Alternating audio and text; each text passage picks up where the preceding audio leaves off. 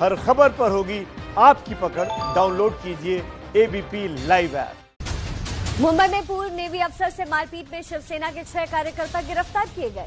CM Uddhav Thackeray का meme share करने पर कार्यकर्ताओं ने की थी मारपीट। नौसेना के पूर्व अधिकारी मदन शर्मा ने उद्धव ठाकरे का मीम व्हाट्सएप पर दूसरे को भेजा था। इसकी खबर लगते ही कांदिवली में उनकी सोसाइटी में घुसकर शिव सैनिकों ने मारपीट की। मुंबई में बुजुर्ग की पिटाई को लेकर पूर्व सीएम देवेंद्र फडणवीस ने उद्धव के राज को गुंडा राज करार दिया। किरीट सोमैया ने पिटाई करने वालों पर कार्रवाई की मांग की। पूर्व सेना अध्यक्ष जनरल वीके सिंह ने मुंबई में नेवी के पूर्व अफसर की पिटाई की निंदा की है। ट्विटर पर लिखा, इस घटना से हर फौजी दुखी है। नेवी अफसर से मारपीट के मामले में कंगना ने ट्वीट कर केंद्र सरकार से दखल देने की मांग की। कहा, महाराष्ट्र सरकार का बढ़ रहा है अत्याचार। शिवसेना ने अपने मुखपत्र सामना में कंगना पर फिर साधा निशाना। कई बड़ी फिल्मी हस्तियों का नाम लेकर कहा, उन्होंने पानी में रहकर मगरमच्छ से बैर किया है। कंगना रनौत ने सोमनाथ मंदिर की तस्वीर ट्वीट कर शिवसेना पर निशाना साधा। लिखा, इसे दरिंदों ने कई बार उजाड़ा, लेकिन अंत में जीत भक्ति की होती है। चीन और भारत के बीच अगले कुछ दिनों में कोर कमांडर स्तर की बातचीत हो सकती है। दोनों देशों में तय 5 सूत्रीय फॉर्मूला के तहत होगी बातचीत। मॉस्को में शांति की पेशकश के बीच चीन का फरेब सामने आया। ग्लोबल टाइम्स ने कहा, बातचीत के साथ ही जारी रहनी चाहिए सैनिक कार्रवाई। चीनी मीडिया ने कहा, लद्दाख के पेंगोंग से जल्द सेना हटाए भारत, क्योंकि सर्दी और कोरोना के बीच जंग हारेगा भारत।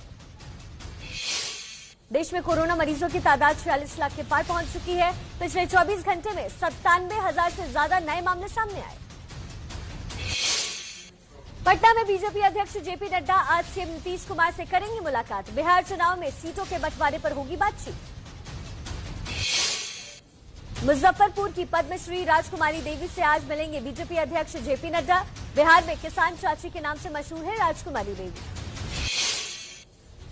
पटना पहुंचे बिहार चुनाव के बीजेपी प्रभारी देवेंद्र फडणवीस ने कहा, सुशांत सिंह राजपूत की मौत चुनाव का मुद्दा नहीं।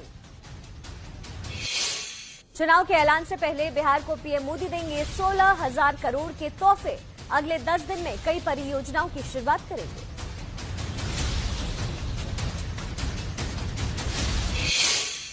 बिहार के डिप्टी सीएम सुशील मोदी ने लालू यादव पर साधा निशाना। बोले, रघुवंश प्रसाद सिंह आरजेडी के कर्ण थे, उनके जाने से धर्मयुद्ध हार गए। रघुवंश प्रसाद सिंह को जेडीयू अपने पाले में करने की कोशिश में जुटी। एलजेपी को चुनौती देने के लिए दलित कार्ड चलाने की तैयारी में जेडीयू। सीएम नीतीश कुमार को सम्मानित करेगा दलित समाज। बिहार चुनाव को लेकर जन अधिकार पार्टी के अध्यक्ष पप्पू यादव का बड़ा ऐलान। बोले, अगर सत्ता में आए तो भूमिहीनों को जमीन और शहर में गरीबों को 1 BHK फ्लैट देंगे। बिहार के सहरसा में आरजेडी कार्यकर्ता ने कोरोना नियम और सोशल डिस्टेंसिंग की उड़ाई धज्जियां। आरजेडी के रंजीत यादव ने हजारों समर्थकों के साथ जुलूस निकाला। बिहार में जेडीयू दफ्तर के बाहर छात्रों ने लगाए पोस्टर। शिक्षा नीति को लेकर नौकरी में धांधली से जुड़े सवाल पूछे। पटना में स्वास्थ्य मंत्री मंगल पांडे के घर के बाहर नर्सिंग की छात्र यूनियन का प्रदर्शन। नतीजे जल्द घोषित करने की मांग की। पटना में नगर निगम के कर्मचारियों की हड़ताल का तीसरा दिन। स्थायी नौकरी के साथ कई मांगों को लेकर कर रहे हैं प्रदर्शन। कांग्रेस अध्यक्ष सोनिया गांधी ने कांग्रेस वर्किंग कमेटी को पुनर्गठित किया। पार्टी अध्यक्ष के सहयोग के लिए 6 नेताओं की समिति बनाई।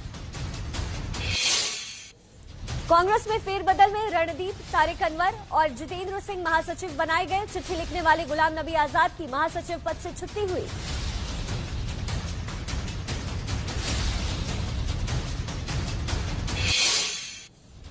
मध्य प्रदेश में विधानसभा उपचुनाव के लिए बीजेपी की तैयारी तेज। प्रधानमंत्री आवास योजना के तहत पीएम मोदी आज 2.25 लाख परिवारों का गृह प्रवेश करवाएंगे। एमपी के सीएम शिवराज सिंह चौहान ने करोड़ों रुपए की परियोजना का भूमि पूजन किया। कांग्रेस ने समय को लेकर सवाल उठाए। एमपी में विधानसभा उपचुनाव के लिए कांग्रेस ने 15 उम्मीदवारों की लिस्ट जारी की है। सिंधिया पर टिकट बेचने का आरोप लगाने वाली आशा दोहरे को टिकट मिली। नागरिक उड्डयन मंत्रालय हरदीप सिंह पुरी आज बिहार और झारखंड का दौरा करेंगे। दरभंगा और देवघर हवाई अड्डों की समीक्षा भी करेंगे। शिपिंग इंडस्ट्री से चीन के वर्चस्व को खत्म करने की तैयारी। सरकार ने देश के कई बड़े बंदरगाहों में मेक इन इंडिया के तहत बनी टग बोट का इस्तेमाल करने का आदेश दिया। दिल्ली में रक्षा मंत्री राजनाथ सिंह ने एनएसए, सीडीएस और तीनों सेना प्रमुखों के साथ बैठक की। एलएसी पर मौजूदा हालात पर चर्चा हुई। भारत चीन तनाव के बीच उत्तराखंड के सीमा वाले इलाके में व्यापार पर बुरा असर। चीन को भेजा जाने वाला सामान रुका। ताइवान के साथ चीन की दुश्मनी फिर हुई तेज।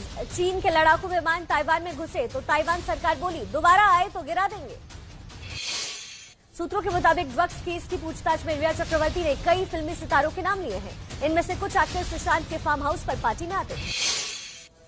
केंद्रीय स्वास्थ्य सचिव ने राज्यों और केंद्र शासित प्रदेशों को लिखी चिट्ठी। बिना रुकावट ऑक्सीजन सप्लाई सुनिश्चित करने के निर्देश दिए गए। दिल्ली विधानसभा सत्र शुरू होने से पहले हुए विधायक को कोरोना का आरटी-पीसीआर टेस्ट कराना पड़ेगा। सत्र के दौरान प्रश्नकाल नहीं होगा। भारतीय रेलवे आज से शुरू कर रही है 80 विशेष ट्रेनें।